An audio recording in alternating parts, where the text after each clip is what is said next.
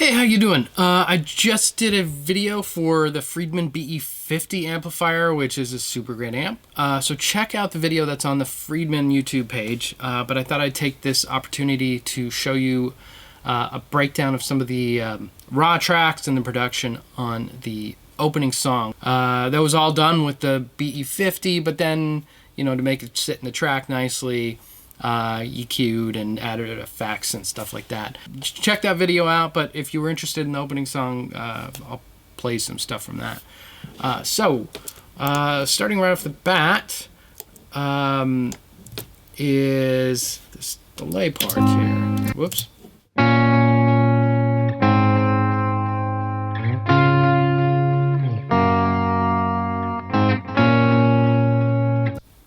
So that I used, are you going to focus on, there we go, my new Nemesis delay, which I really like. I've gone through a lot of delays, and I've had all the big box with the digital screens, all the new ones. I don't know, something about them always leave me wanting. This one not. This kind of reminds me of the PCM42, which I love, and it's got that really big, beefy sound. And it's so easy to dial in, and there's no sub-menus, and I mean there are. The thing is so deep, it's like a supercomputer in there that you could go in with an app. But on the Surface, you don't need to. On the Surface, it's right there, and it's just quick dial in, and you could diffuse the delays and do whatever you want. It's really nice, and fat sounding, which I like. So that's what this was. That was done in sort of in the box. I have these radial DI boxes which allow you to use pedals in the mix. Yeah, so there's a lead section here, which I was listening to a lot of Joe Satriani, and I really like how he gets those warm, fat vocal, sort of almost filtered sounds. Sometimes they are filtered. And so I was kind of going for that. I rolled the tone knob off on the Strat, and then as I was playing, I kind of pulled it back up so you could hear it as it opens up a little bit. I tracked this with a 57 and a 121, a Royer 121.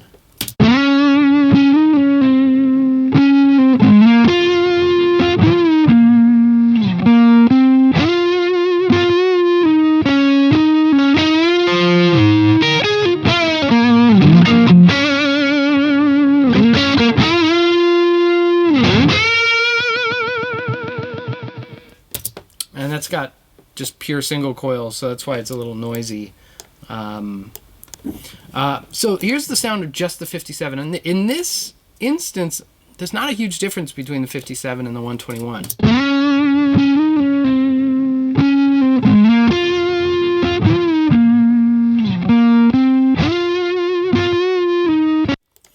And let me get a similar level on the 121.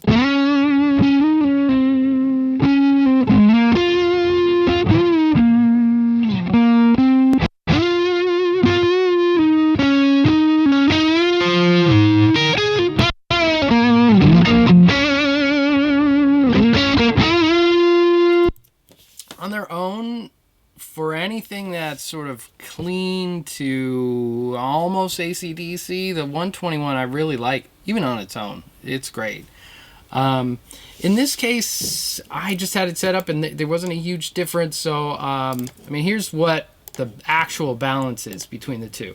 Here's 57. And that's the 121. Really low.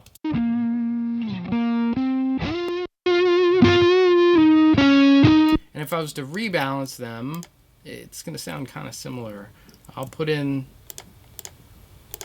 the track here.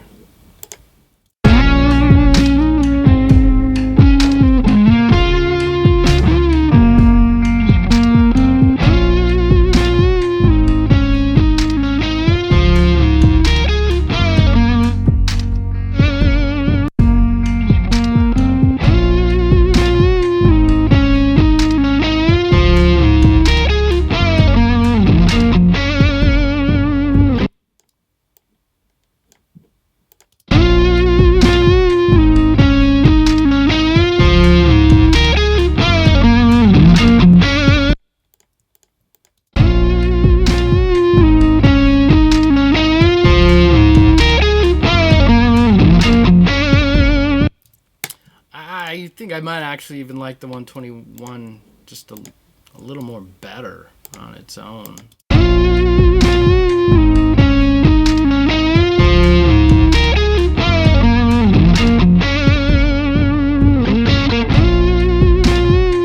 But the 57 has a little more directness, which is kind of what I was going for with that sort of filtered Satriani-ish thing. And you could start adding effects, like just as I was building the track. I think I actually used a little bit of PCM 96 and the PCM 70 circular delay, but in this case I'll just show you a couple. Like I have the Bricasti M7 on. This is a patch I created, just sort of a hybrid of it's really just like a space. It's not quite a large hall, but it's a space that adds sort of three-dimensional left-right with realism to this.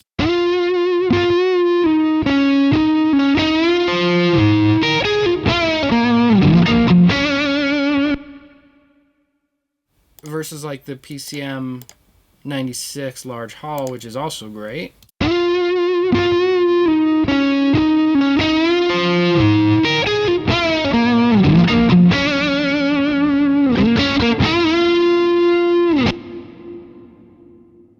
Which is more of a traditional large hall there.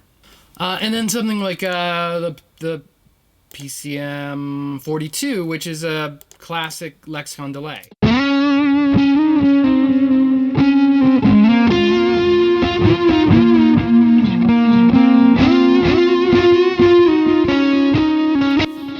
And it's a mono delay. Oh, phone! As I'm putting this together, I'll just kind of, with the tracks in, I'll bring up the effects little by little and see how it starts to flesh out.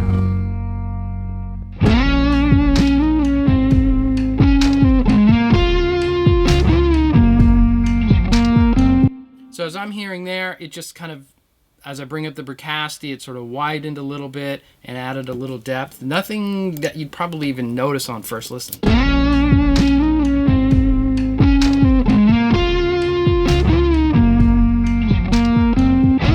Put in the PCM 96.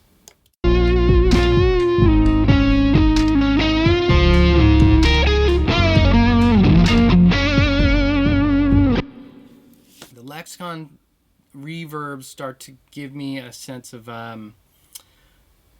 almost the equivalent of like a Michael Bay or Star Wars-y thing in a great way, but it's like you look at it and you go like, oh, that's amazing special effects. Whereas the Bricasti is doesn't give you necessarily that like wow, because you don't notice it. It's just a more real environment. So it's kind of the trade-off. If you want some like, well, lighting is better than it can be in reality sort of feeling, then I'll lean on the Lexicon harder. And then the 42 delay, bring that in.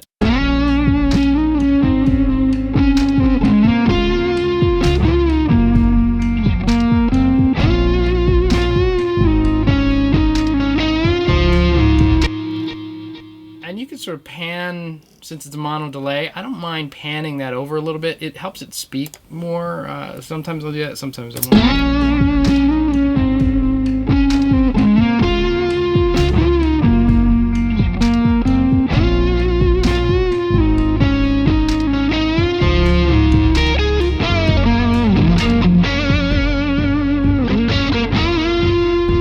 Or you could take like the Lexicon reverb and pull that over. Make that, I'm going to make that a lot louder.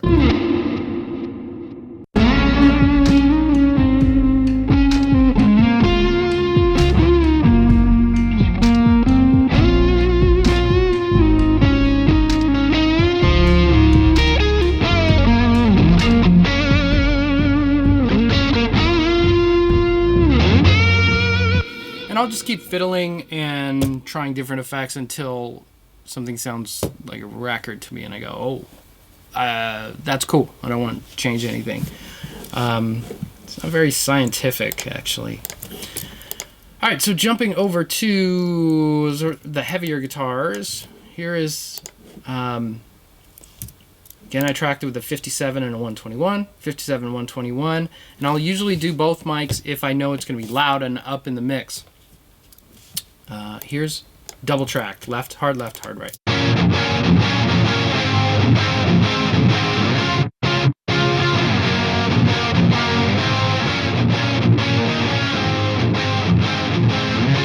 Here's just the 57s.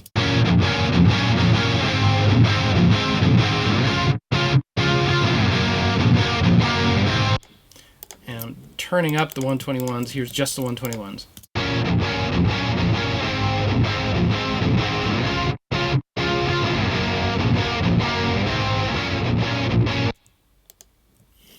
Alright, so this is really a nice bitey section where the 57s really are going to carry this. And I'll show you the balance here.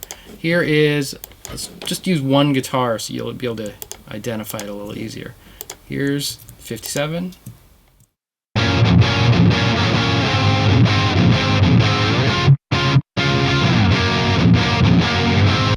$121. So that's all it's doing, is filling. It's almost like an EQ, filling out some low mid-range zone, mid-range and low mids, and then hugging the bottom end on that together.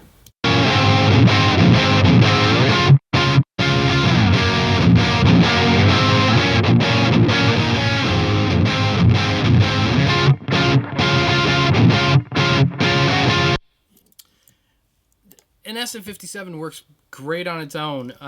It's always a little edgier, has a little more bite, and so like emotionally, tangibly to music, that's what I'm feeling. Do I want it to really cut and hit hard, or do I want a more wider, maybe softer kind of thing? There. So, and there's some leads that go through there. You'll see these are just single tracks. With just an SM57, because I needed to cut through. There's no point in getting that extra blossom if you're already dealing with here, I'll just mute this guy. This.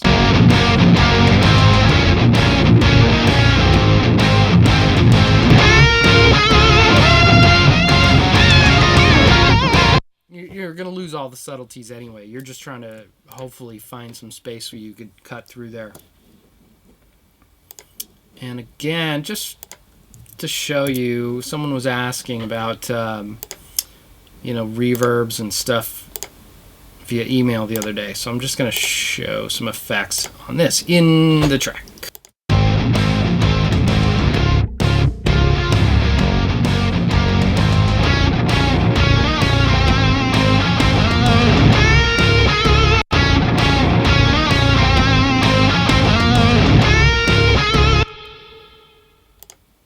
Try the PCM now, the 96.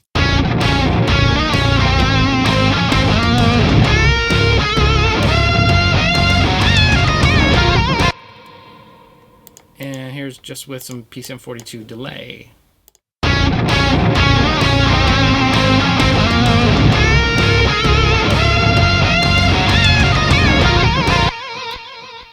So that's a little long for that section, the decay or the delay time on there. What I'd probably do is automate up, and I think I did this with the circular delay, is as you get to the end of the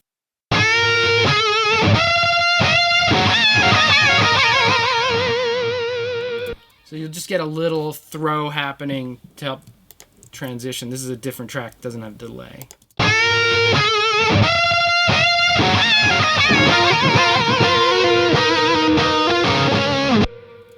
It'll just smear out, crossfading sort of feeling.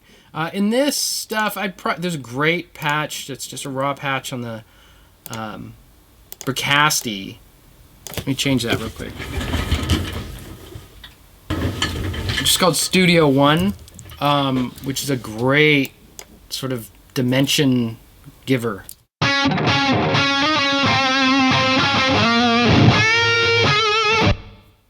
And it sounds an awful lot like you've got a microphone placed 15 feet away in a nice studio.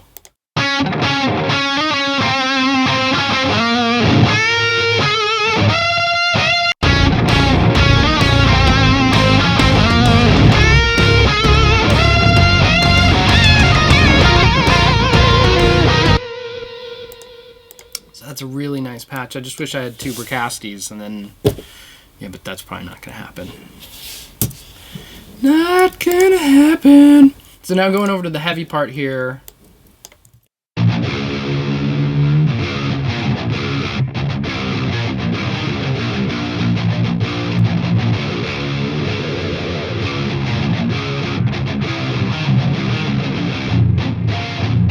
There's left-right guitars. And here is one of those things where, like, when you start getting heavy and going chung chung chung, I think volume might be your enemy. At least I find anyway. I like to get the volume up nice and loud when I'm in that sort of Van Halen AC/DC zone, because the mid-range really blossoms, and it's sort of right at the edge of compression in the actual cabin speaker. Now, when you're going into this sort of metal stuff, there's no room for the speaker to go. All the space is taken. So if you could reduce your volume, and it'll sort of relax the speaker and the just overall sound volume, then when you hit those really aggressive, low percussive notes, there's space for it to go. So I was maybe tracking a little loud for this. Also, the 57 works better on that kind of stuff.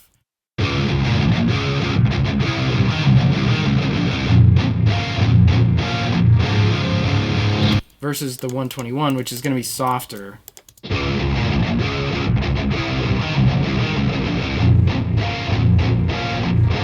Ooh, you could even hear it's either I think it's the ribbon.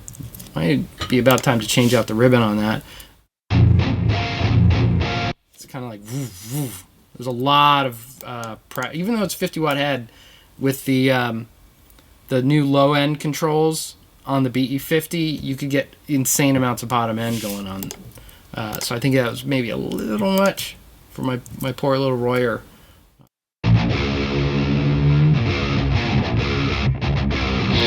So here's just like a mono track. Mono these guys up.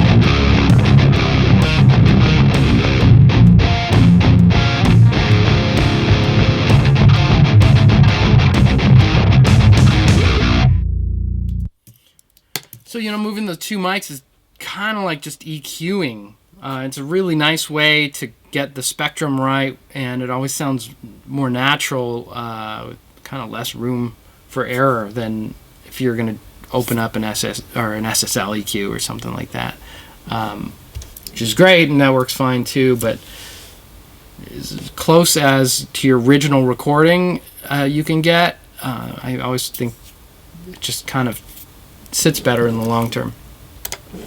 So anyway, I hope there's something interesting in there for you guys. Thanks for watching. Again, check out the BE50 video on the Friedman YouTube site. And thanks. See ya. I hope this microphone is on.